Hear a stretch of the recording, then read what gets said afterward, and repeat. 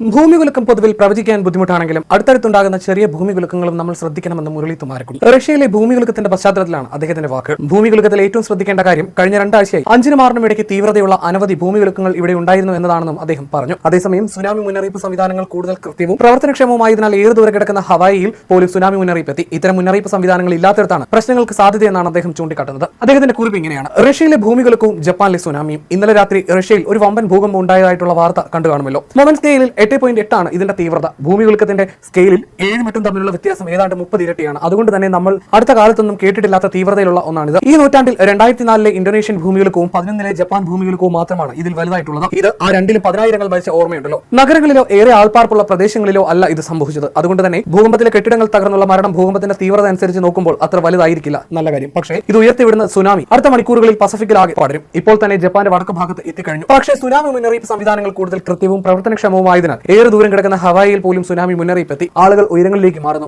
മുന്നറിയിപ്പ് ലഭിച്ചവർ ഉയർന്ന പ്രദേശങ്ങളിലേക്ക് മാറുന്നതിനാൽ ഈ ഭൂമികുലുക്കത്തിൽ വലിയ ആൾനാശം ഉണ്ടാകില്ല എന്ന് കരുതാം. വേണ്ടത്ര മുന്നറിയിപ്പ് സംവിധാനങ്ങൾ ഇല്ലാത്ത ദ്വീപുകളിലാണ് അപായ സാധ്യത കൂടുതൽ. റഷ്യയിലെ കിഴക്കൻ മേഖലയിലെ കാംചത്ക ഉപദ്വീപിലുണ്ടായ അതിശക്തമായ ഭൂചലനത്തെ തുടർന്ന് ജപ്പാനിലും റഷ്യയിലും സുനാമി തിരകൾ ആഞ്ഞടിച്ചു. റഷ്യയിലെ സെവെറോ കുറിസ്ക് മേഖലയിൽ സുനാമി തിരകൾ കരയിലേക്ക് കയറുന്ന വീഡിയോകൾ സമൂഹ മാധ്യമങ്ങളിൽ പ്രചരിക്കുന്നുണ്ട്. 8.8 തീവ്രത രേഖപ്പെടുത്തിയ ഭൂചലനമാണ് റഷ്യയിൽ ഉണ്ടായത്.